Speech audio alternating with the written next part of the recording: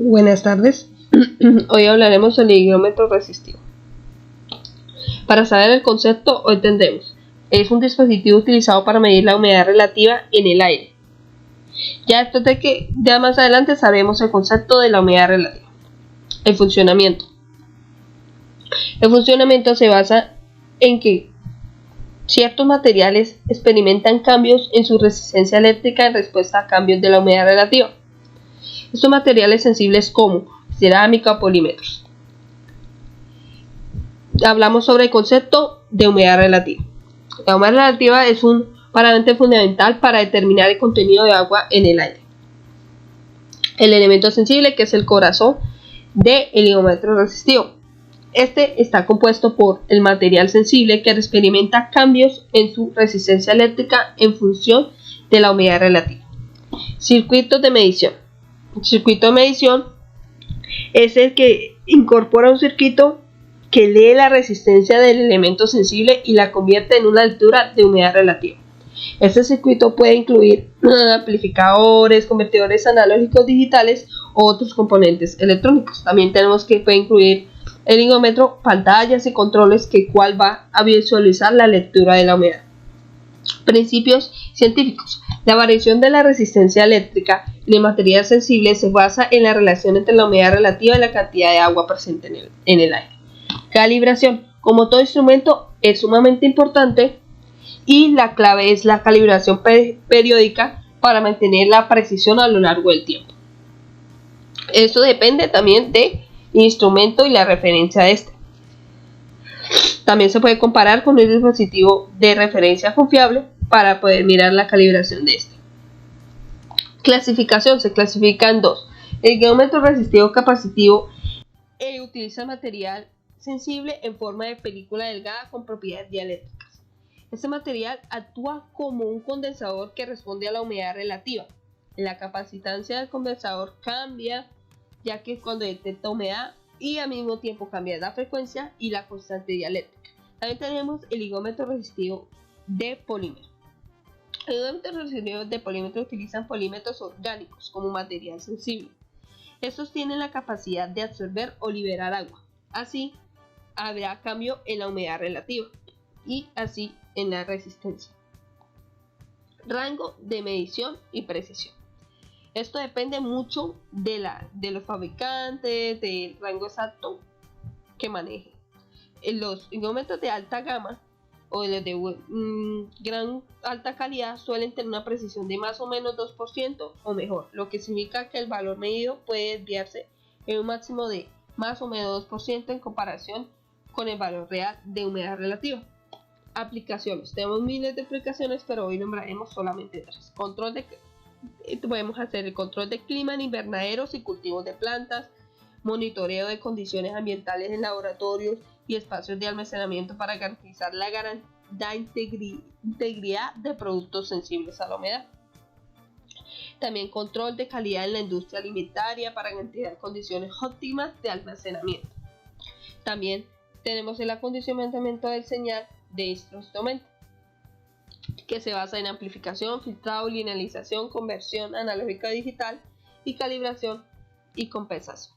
La amplificación es porque el higrómetro resistivo da una señal muy débil, por lo cual debe requerir una amplificación para mejorar su amplitud y facilitar su procesamiento posterior. Filtrado, ya que es una señal amplificada, puede traer ruido, lo cual no sería para nada bueno para nuestra medida, lo cual debe ser filtrada para así obtener una señal más limpia, ya que no queremos frecuencias no deseadas. Linealización puede ser que no sea tan lineal, prácticamente todo instrumento no es lineal. Se puede para enseñar la linealización de la señal se hacen ajustes utilizando técnicas como tablas de calibración, ecuaciones matemáticas, etc. Conversión analógico-digital. Digamos que ya cuando la señal está condicionada, amplificada, linealizada, debe ser convertida de una señal analógica a una señal digital para su procesamiento y visualización. Calibración y compensación. Y la calibración depende del fabricante, y pues esto es necesario para tener unas medidas eficientes y precisas. El acondicionamiento del señal de otro es esencial para obtener medidas precisas y confiables de la humedad relativa, lo cual es lo que estamos usando y lo que queremos. Ventajas y limitaciones. Como todo instrumento tiene sus ventajas y sus limitaciones. Las ventajas es como el tamaño, la portabilidad, el costo relativamente bajo, respuesta rápida a los cambios de humedad relativa, pero la limitación es la sensibilidad a la contaminación, lo cual que si hay mugre en el material sensible vamos a tener una medida que no deseamos. Muchas gracias.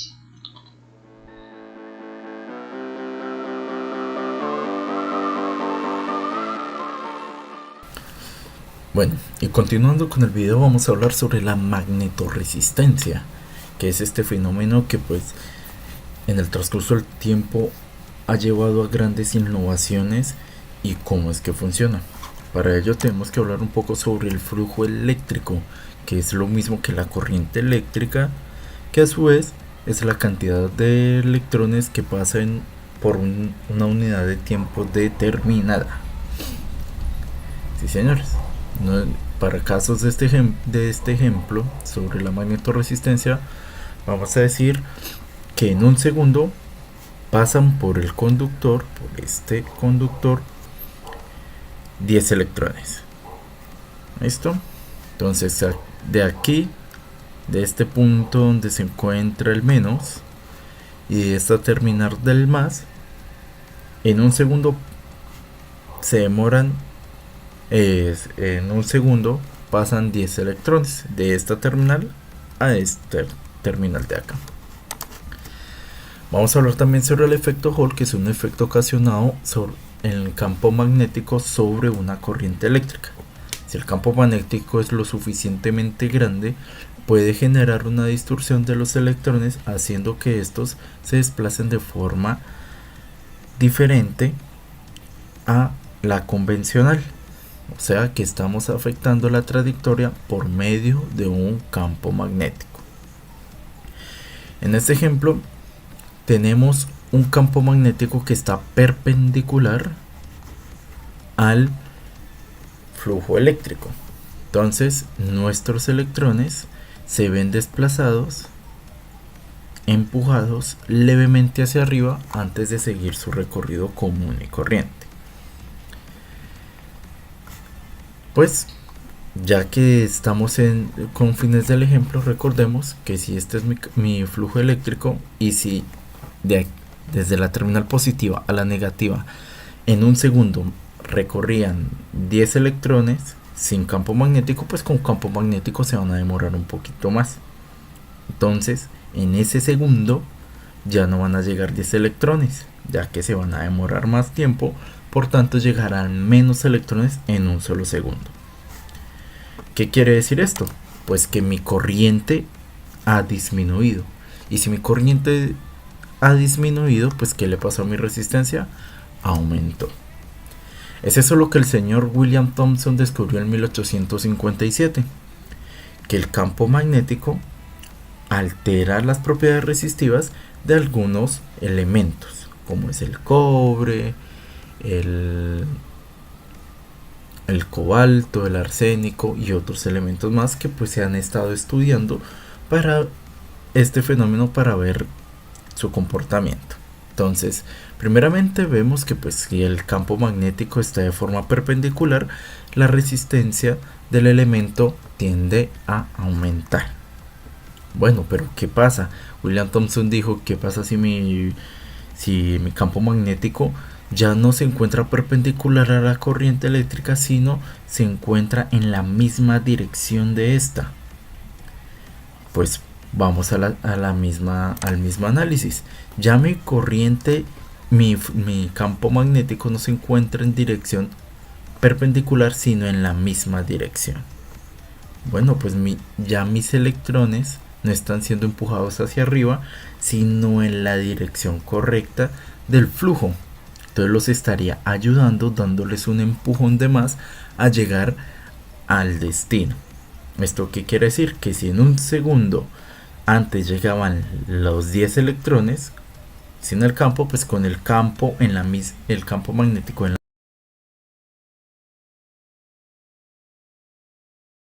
dirección llegarán muchos más electrones. Por tanto, mi corriente eléctrica habría aumentado.